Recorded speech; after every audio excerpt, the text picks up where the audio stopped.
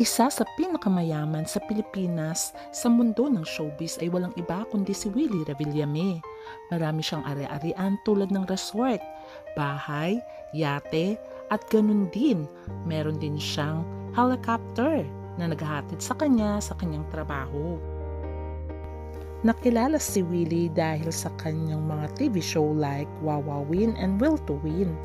Until now ay napaka-generous nito sa mga tao at lagi itong tumutulong sa kapwa lalo na ang nangangailangan.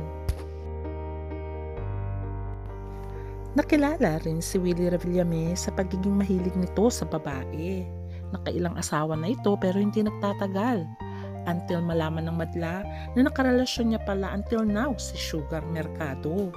Ano-ano ang mga binigay niya kay Sugar? At bakit ganun na lang ang trending kay Sugar nang meron itong pinagsesolosan? Ating alamin.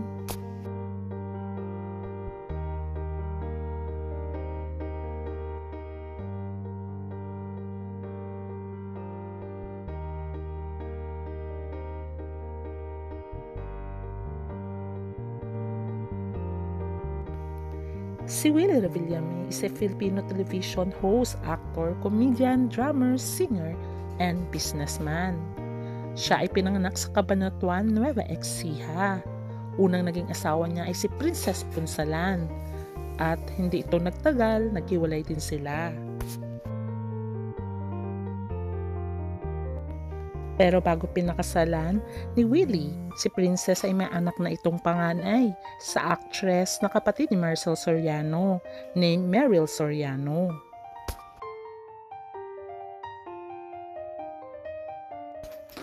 After maghiwalay si Willie Revillame at si Princess Punsalan, ay nagkaroon naman siya ng panibagong asawa sa katauhan ni Liz Almoro in a civil ceremony at Lipa, Batangas, officiated by Mayor Vilma Santos, at nagkaroon nga sila ng anak named Juan Emmanuel.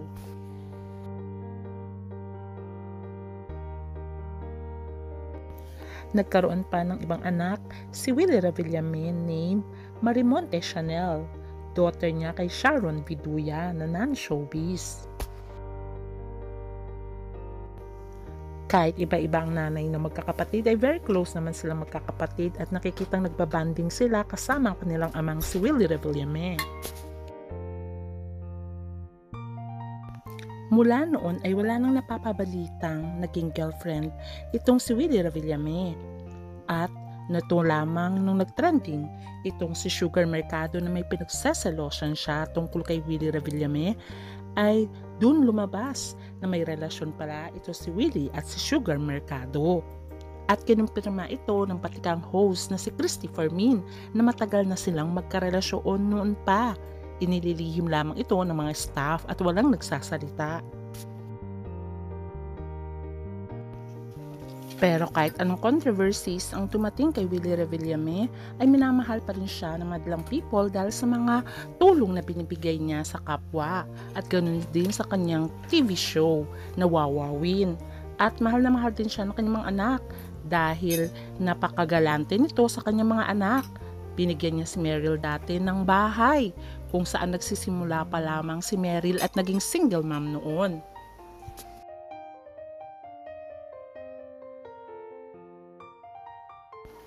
Kaya naman nung dumating sa point na merong legal battle, itong si Sugar Mercado sa dati niyang asawa, ang unang tumulong sa kanya ay walang iba kundi si Willie Revillame at inamin naman ito ni Sugar.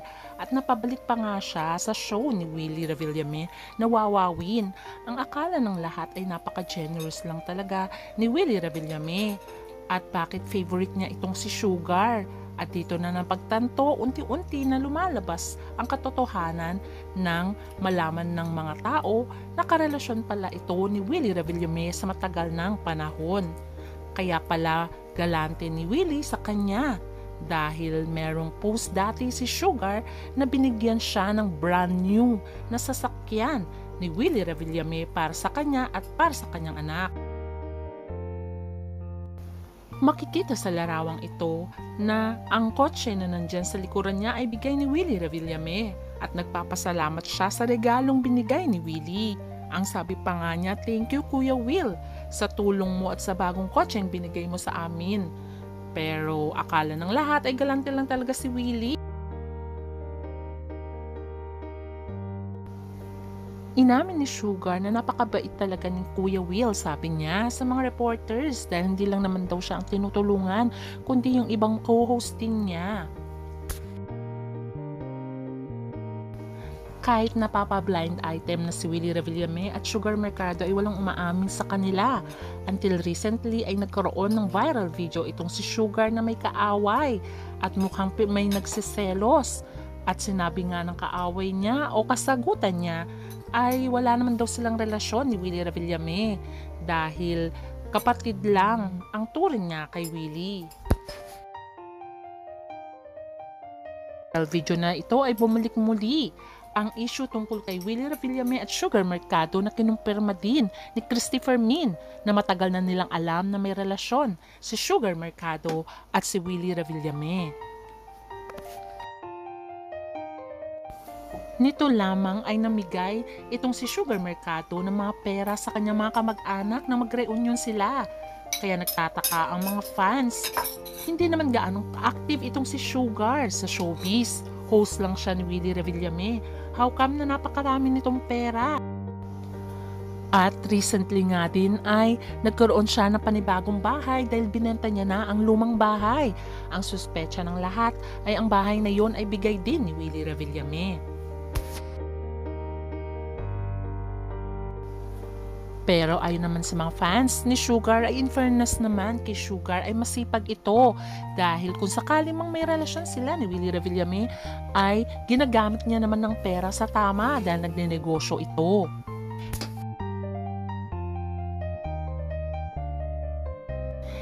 Spotted din si Sugar sa resort ni Willie Revillame at kasama niya ang kanyang mga anak na nagsiswimming doon.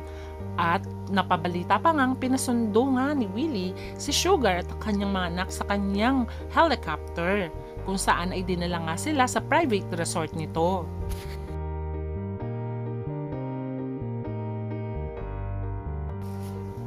Although ilang beses na rin spotted si Willie Revillame at Sugar Mercado at marami na rin nachichismis tungkol sa kanila, until now ay todo deny pa rin si Sugar tungkol sa kanila ni Willie Revillame na kesyo mabait lang talaga ito at hindi lamang daw siya ang tinutulungan nito. Wala rin namang inaamin si Willie about Sugar Mercado, tikom ang bibig nito, kaya lang dun sa mga nakakakilala sa kanila ay ganun din ang kanilang ginagawa, tahimik lamang at hindi nagsasalita about sa relationship ni Sugar at ni Willie Revillame. Although sabi ng mga netizens, ano namang masama kung may relasyon si Kuya Will at ganun din si Sugar, pareho naman silang single at wala namang silang karelasyon na iba. Kaya sana ay wag na natin silang intrigahin, hayaan natin silang maging masaya sa buhay nila. At ang sabi pa nga ng isang fan, ano naman kung bigyan ng maraming pera ni Kuya Will itong si Sugar at bigyan ng kotse at bahay. Deserve naman ni Sugar ito dahil karelasyon niya naman ito at naging mabait naman si Sugar at inaalagaan si Kuya Will ayon pa sa mga netizens.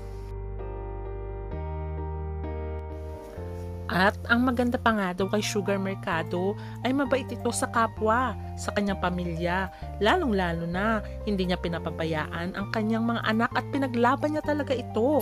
Kaya naman deserve nitong lumigaya at kung si Willie Revillame ang magbibigay ng kaligayahan sa kanya, bakit naman natin ipagkakait? Ayon pa sa opinyon ng netizens. At kung si Kuya Will naman ay may saya kay Sugar, dapat ay maging maligaya na lamang tayo dahil napakabait din ni Kuya Will. Maging masaya na lang tayo kung ano ang estado ng relationship ni Sugar at ni Willie Revillame dahil sila naman ang nagmamahalan at pagkakaintindihan sa isa't isa. Ang importante ay nandun sila sa kanilang mga anak at hindi pinapabayaan ito. At kung sakali man, in the end, sila ang magkatuluyan, ay deserve naman daw nila dahil wala naman silang tinatapakang tao. Kaya maging masaya na lang tayo para sa kanila. Hanggang sa muli. Bye!